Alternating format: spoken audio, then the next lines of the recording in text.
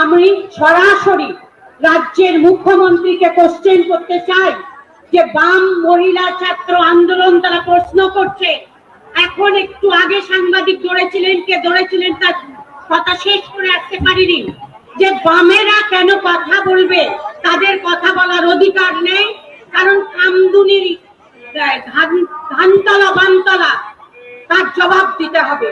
আমি আপনাদের কাছে বলে যাই যে মুখ্যমন্ত্রী জ্যোতি বসু এবং মুখ্যমন্ত্রী বুদ্ধদেব ভট্টাচার্যের আমলে ধানতলা বানতলা বিরাটি তার বিচার হয়েছিল, তারা শাস্তি পেয়েছে, তারা সাজা ভোগ করেছে। আর এরা দাঁড়িয়ে আমাদের কাটোয়া থেকে হাঁসখালি, মধ্যম গ্রাম থেকে আমাদের পাঁচটি প্রত্যেকটা জায়গায় মেয়ে নির্যাতন হয়েছে। আর মুখ্যমন্ত্রী বলেছেন ছোট ঘটনা, পেটি ম্যাটার।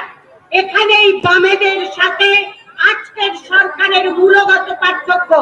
দ্বিতীয় কথা, মহিলা কমিশন কোথায় আছে? ঘুমিয়ে আছে।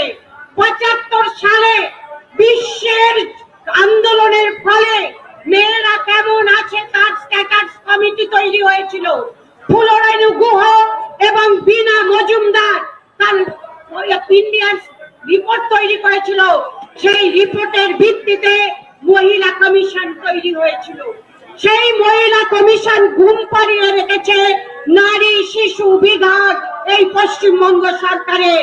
ধিক্কার জানাই মহিলা আন্দোলনের একজন কর্মী হিসেবে, যে নারীদের দেখবার জন্য, সমাজের সমস্ত রকম অন্যায় নারীদের উপর দেখার জন্য যে কমিশন, সেই কমিশন 10 তলার উপরে আমাদের সেচ ভবনে ঘুমাচ্ছেন ঠান্ডা ঘরে। তাদের ধিক্কার জানাচ্ছি আমি। ধিক্কার জানাই আমাদের আইন মন্ত্রীকে।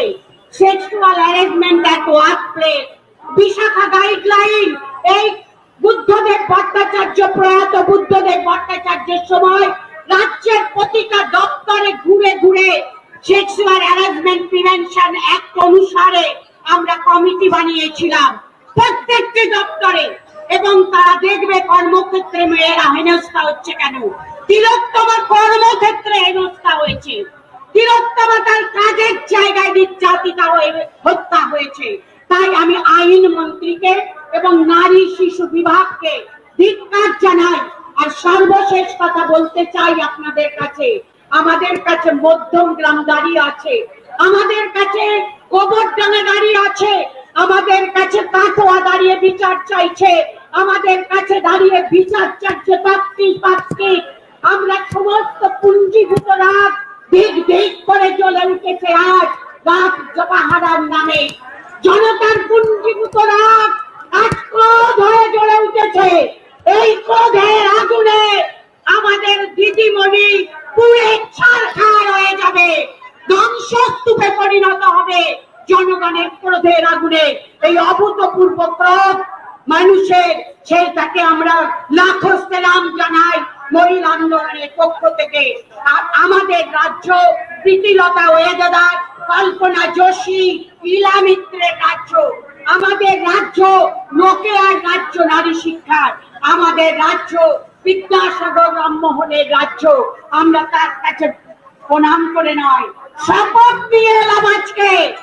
যেদিন বিধবা বিবাহ আইন এবং আমাদের সতীদাহ প্রথার জন্য সুদূর লন্ডনে গিয়ে লড়েছিলেন যারা, ভারতবর্ষের কোনায় কোনায় দাঁড়িয়ে বিদ্যাসাগর যে লাঞ্ছনা ভোগ করেছেন, আমরা তার এক কোনাও পারবো না বটে, কিন্তু আজকের বিদ্যাসাগররা কল্লোল হয়ে তারা দাঁড়িয়ে আছেন। তারা লড়বে।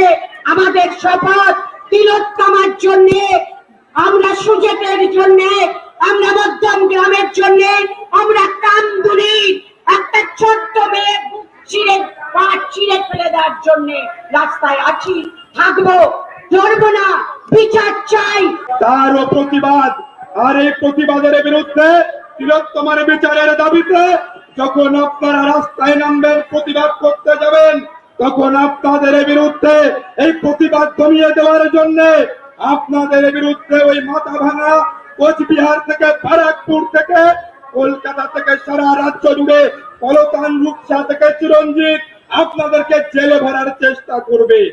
বিদ্যাসাগরের জন্মদিন আজকে, বিদ্যাসাগর নারীদের অধিকার দেওয়ার জন্য এবং বিধবা বিবাহ প্রবর্তন করবার জন্য তিনি ওই হিন্দু সমাজের গোড়া ব্রাহ্মণদেরকে তিনি পাঠ দিয়েছিলেন, কোরআন থেকে খুঁজে বের করেছিলেন কিভাবে নারীদের অধিকার দেওয়া যায় তার ব্যবস্থা করেছিলেন।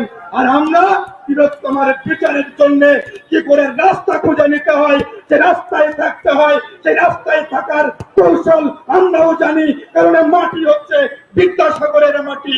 একটা কথা বলে শেষ করবো, সময় একদম সংক্ষিপ্ত। সেই কথাটা হচ্ছে এটাই যে ওই 9 তারিখ আগস্টের পর যে জনজাগরণ শুরু হয়েছে, যে গণ আন্দোলন শুরু হয়েছে, সেই আন্দোলন 14 তারিখ রাত্রে গণ আন্দোলনে পরিণত হয়েছে। আর সেই গণ আন্দোলন আজকে বিদ্রোহের রূপ নিয়েছে। সেই বিদ্রোহকে পশ্চিম বাংলার মাটিতে আরো জাগিয়ে তুলতে হবে। টালি থেকে ওই কালীঘাট থেকে টালা পর্যন্ত আজকে যে কটা আছে সব কটাকে আজকে সরিয়ে নামানোর টেনে নামানোর পালা। সেই টেনে নামানোর জন্য আমাদের স্লোগান হোক, জীবনের যত ক্ষোভ বিদ্রোহে রূপান্তরিত হোক। আকাশে বৃষ্টি পড়ছে আর কমরেডরা দাঁড়িয়ে আছেন, বৃষ্টি মাথায় নিয়ে দাঁড়িয়ে আছেন। দিদি বলছে পুজোর কার্নিভাল হবে, জৌলুস কার্নিভাল হবে, দিদি বলে দিয়েছেন। আর আমাদের কমরেডরা দেখিয়ে দিচ্ছে, আজকে ধর্মতলার বলে দেখিয়ে দিল যে আজকে আমরা তিলোত্তমার বিচার না হওয়া পর্যন্ত কার্নিভাল আমরা করতে দেব না। আমরা তিলোত্তমার বিচার না পাওয়া পর্যন্ত আমরা কার্নিভাল হতে দেব না। আপনারা লক্ষ্য করেছেন দিদি আজকে এমন একটা অবস্থার মধ্যে দিয়ে দাঁড়িয়েছে, পশ্চিমবঙ্গের স্বরাষ্ট্রমন্ত্রী দিদি, পশ্চিমবঙ্গের স্বাস্থ্যমন্ত্রী দিদি, স্বাস্থ্যমন্ত্রী মমতা বন্দ্যোপাধ্যায়, স্বরাষ্ট্র দপ্তর মমতা বন্দ্যোপাধ্যায় আজকে পশ্চিমবঙ্গে স্বাধীনতার পর থেকে পশ্চিমবঙ্গে যতগুলো সরকার ছিল সব থেকে ব্যর্থতম স্বাস্থ্যমন্ত্রী মমতা বন্দ্যোপাধ্যায়। পশ্চিমবঙ্গের সব থেকে ব্যর্থ স্বাস্থ্যমন্ত্রী আজকে এই মমতা বন্দ্যোপাধ্যায়, যিনি একজন মুখ্যমন্ত্রী, তিনি পশ্চিমবঙ্গের স্বাস্থ্যমন্ত্রী। আমরা পদত্যাগ চাইব না। কি অবস্থা পশ্চিমবঙ্গে? বেহাল স্বাস্থ্য দপ্তর চলছে। পশ্চিমবঙ্গের স্বাস্থ্য দপ্তর প্রত্যেকটা জায়গায় জায়গায় আতুর ঘরে পরিণত হচ্ছে স্বাস্থ্য দপ্তর গুলো। আমরা বলেছি এই স্বাস্থ্য দপ্তর গুলোকে সমস্ত ভেঙে ফেলতে হবে। এই আতুর ঘর গুলোকে আমরা যুবরা ভেঙে, ছাত্র যুব মহিলাদের পক্ষ থেকে আমরা সেই স্বাস্থ্য ব্যবস্থাগুলোকে ভেঙে চুরমার করে দেবো। আমরা চাই ভালো স্বাস্থ্য ব্যবস্থা পশ্চিমবঙ্গের বুকে।